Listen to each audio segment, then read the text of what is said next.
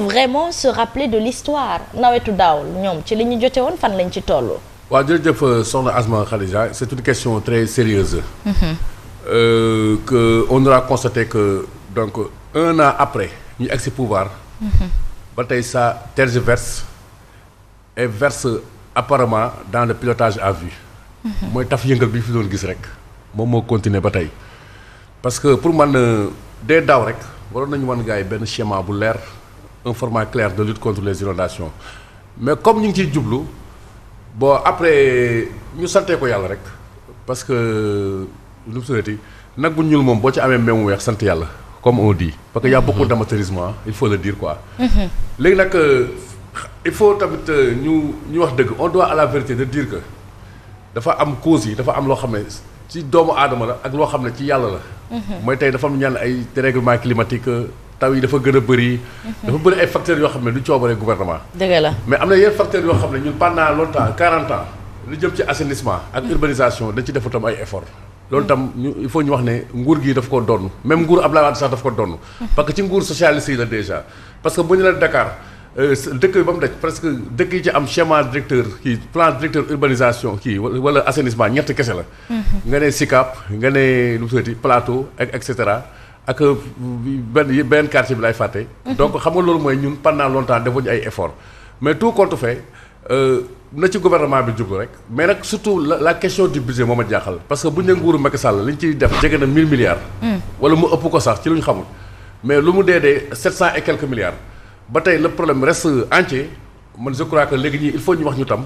fan la ñuy jëlee ay ressources financières pour réellement lutter contre les inondations. bon am na nag tamit loo xam ne nii moom laa doon wax sànq quoi ba ma naan amateurisme ak loo xam ne ni ki seen coobare la mooy coow la fi amoon daaw verdict bi la ñuy xaar ba tey bëri bi fi amoon daaw diggante Cheikh Dieye ak Cheikh Tidiane Dieye parce que tam on nous doit des comptes mu leen wootee jublanti may leen tegle bu jubee ci ndap yi njëkkee la coow lu rëy loolu mosoo gis ci histoire du Sénégal un DG ak son ministre bon ay secret di génne ci niveau boobu mais ba tey sénégalais waxuñu leen sax de quoi cela retourne cette histoire pour ma gëm ne ñii réellement am nañ volonté xeex inondation yi. parce que Ousmane Sonko pendant tout ce temps qu'il était dans l'opposition dafa yàgg ci def ay critiques ci xaalis bi ñuy dugal ci inondation yi. li ma jaaxal ki nekkoon ci xoolu xaalis boobu ci xoolu liggéey boobu di lancer nag dañuy saako moom la jël ànd ak ci politique boobu laa commencé teexel. léegi nag tey bu affaire Cheikh Dieye ak Cheikh Tidiane Dieye ñëwee ba tey leeral la guñ ko nga ma da ngay régler inondation yi Asma Khadija. man daal mënu ma ci gëm dara ba tey. en attendant ma gis nag preuve. très bien Simon Pierre Faye bu ñu fàttali ko nawetu daaw ANACIM joxe woon na xibaar yu ni que dina taw nawet gi dina bëri ndox waaye ndox mi tamit mën na yàqal sax mbay mi waaye je pense que conseil yooyu wala alerte yooyu dañ ko négligé woon wala peut-être xamuñu woon importance bi mu am ndax am nañ yaakaar ne ren gi balaa ñu jublu nawet gi ñoom dinañ bàyyi xel bu baax a baax ANACIM. da nga ma fekk juste ma doon parcourir le document que le gouvernement a produit hier parce qu'on a tenu un conseil interministériel pour préparer l'hivernage justement pour endiguer wala anticiper sur les probables ou possibles inondations question bu am solo nga soulever parce que quand même ñu ngi koy junj sànq les prévisions météorologiques dafay teel léegi les météos du Sénégal et de la sous-région ñoom dañuy teel a alerter seeni gouvernants lii mooy prévisions yi lii la ñu gis et depuis quelques années tendance bi mooy lan taw dina am taw dina am et parfois même dina bëri parce que gis nañ ko daaw et li waral sa question pertinente justement mooy par rapport ak hivernage non seulement war nañu mën a teel a anticiper je pense que pas plus tard hier ñu ngi fi doon discuter pour la mise en place des intrants très tôt béykat yi mën cee teel a jot mën a anticiper seeni nawet moo gën ñu xaar ba mu taw ñuy doog a dabu naan ku ci nekk jox naa la jiw jox naa la engrais ci engrais boo xam ne daaw ñu bëri tam jàmbat nañ ne baaxul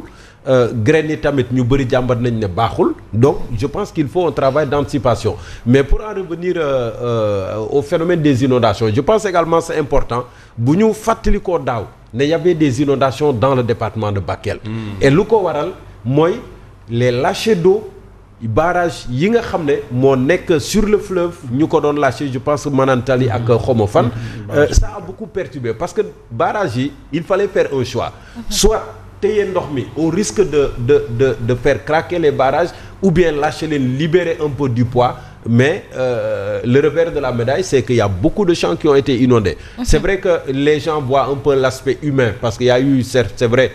habitants yu bëri yoo xam ne seen tànk mi ngi woon ci biir ndox ñu nangu dëkk yu bëri mais imaginez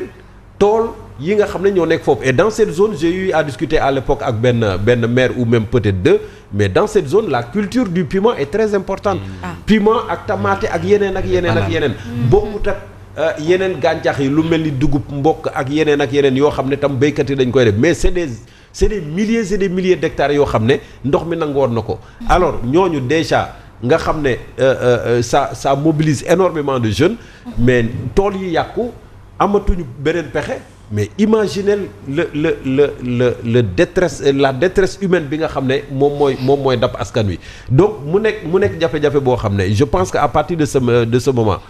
war nañ cee mën a taxaw heureusement je pense que le ministère de tutelle en tout cas au assainissement je pense que def na ci ay prévisions et je pense qu'il y a des mesures yoo xam ne war nañ ko mën a def pour anticiper sur les lâchers d'eau ak xam également nu ñu koy defee parce qu'il faut une certaine planification. Très bien. Il faut une certaine planification sinon toute la zone risquera également de subir le même sinistre que daaw. justement Younoussa mën nañ bàyyi xel ñoom peut-être lépp li nga xamante ni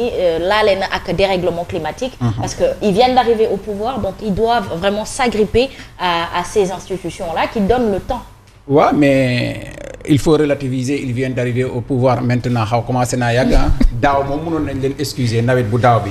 Ils étaient vraiment excusables parce que ils venaient juste d'arriver mais ren moom amuñu excuse Asma. On ne le souhaite pas qu'il y ait inondation forte abondance ba inondation am mais du ñu mun a am excuse parce que d'abord les météorologues au niveau de la sous-région ñoom def nañu alerte bi. waxtaan nañ ko fii on a traité ça ici. Au niveau national aussi l'ANACIM les météorologues les spécialistes ont fait les prévisions wax nañu ni c'est très probable que mu am taw bu bëri te les risques d'inondation sont énormes. Donc je pense que état bi actuellement le régime en place amuñu excuse au cas où bu inondation amee wala nawet bu amee ndox bu bëri dans ce cas les mesures yu ñuy jël c'est bien beau mesures yi bu ñu defee conseil interministériel jël une panoplie de mesures bind ko jox ko presse bi yépp affaire bi rafet lool mais c'est la matérialisation sur le terrain mooy problème bi. Matérialisation bi sur le terrain appliquer mesures yooyu mooy le problème sur le terrain. te affaire bi hivernage bi moom c'est sur le terrain. Très bien. C'est sur le terrain, il faut aller sur le terrain. Heureusement, on peut avoir un peu d'espoir parce que ministre bi moom on constate que ministre la boo xam ne ñeme na terrain il est tout le temps sur le terrain Cheikh Tidiane Dièye mais boo xoolee tamit beneen aspect bi mooy il faut que suñu nguur yi ñu jël les moyens conséquents ñu def ko ci assainissement parce que l'histoire a montré avec le régime de Ablaye Wade fu Ablaye Wade defoon beaucoup d'investissements dans la banlieue je parle sous le contrôle de Thierno foofu inondation yi wàññeeku na bu baax a baax Macky Sall ñëw il s'est inscrit sur cette logique foofu tamit fu mu def beaucoup d'investissements dans la banlieue inondation yi wàññeeku na bu baax a baax mais nag nguur yi nos régimes là du ñu sawar ci assainissement parce que c'est des milliards ngay jël di ko suuf moo tax sawaruñ ci assainissement boo xoolee Dakar de façon globale Sénégal il faut que ñu changer le réseau d'assainissement de façon globale te Dakar boo xoolee sa inondation yi day pousse day évoluer depuis quelques années c'est vers la banlieue rurale de Rufisque la inondation yi et dans certaines régions surtout ay côté Touba donc ils n'ont qu'à mettre les moyens dans ces zones là pour que au cas où bu nawet bi bare ko ñu bañ a am yenn problème yi mais gis nañu COP sax COP bi am dernièrement bi ñu laajee quelles sont les prévisions climatiques du Sénégal pour faire face au dérèglement climatique mais le ministre qui était a dit je ne sais pas donc quelque part est-ce que ceux qui ne savent pas pourront prévenir peut-être que je ne sais pas boobu non peut-être que je ne sais pas boobu c'est avant la prévision xëy na nag des météorologues sénégalais puisque nag ñooñu léegi def nañu des prévisions. Très bien. Maintenant le ministre ne peut pas dire que je ne sais pas il sait maintenant il n'a qu'à prendre les dispositions nécessaires. Alors Azoura Fall on nous parle d'une certaine folie ndax nee nañu bi mu génnee prison ba léegi am na problème poumon ak foie ak feebarub xel kon bi mu génnee prison ba léegi yaakaar naa ni ñoom xamoon nañ li ni mel lu tax interné wuñu ko faj ko ñu bàyyi ko muy dem ci ay biir ay nit alors que quand on a des problèmes mentaux quelque part on peut faire du mal sans le vouloir. ay mbokkam lañ ko wax yëpp Azoura Fall. waaw fa dëgg neex mais dem moom dafa mel ni kii ñi feeñ moom. waaw xam naa ni bëri ay ndof kii nii. seen neexul loolu. da nga bëgg a wax ni ñoom ñëpp am problème bi mu am wala. man de xam naa daal démb après dama ne est-ce que ex-détenus yi may gis nii ñu si bëri. parce que am na si ñoo xam ne bi ñu waxee da nga naan ñoom it est-ce que bokkuñu même mbuus. parce que am na yenn propos yoo xam ne boo ko tenir dañ naan kii est-ce que moom bopp bi ça va. non xam il y a une deuxième personne d'ailleurs qui a été arrêtée non ou convoquée.